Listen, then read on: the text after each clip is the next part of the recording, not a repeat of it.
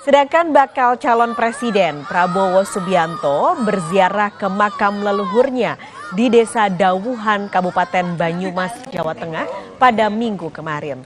Saat disinggung soal Pilpres, Prabowo mengaku kehadirannya bukan sebagai capres, melainkan sebagai Menteri Pertahanan.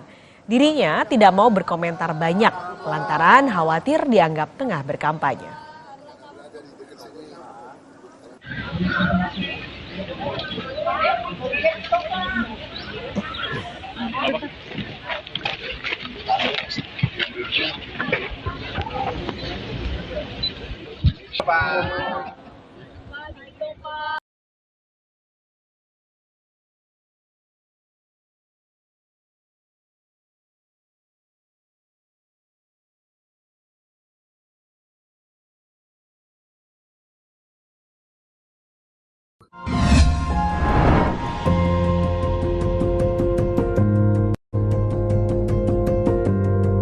Kompas TV, Rumah Pemilu.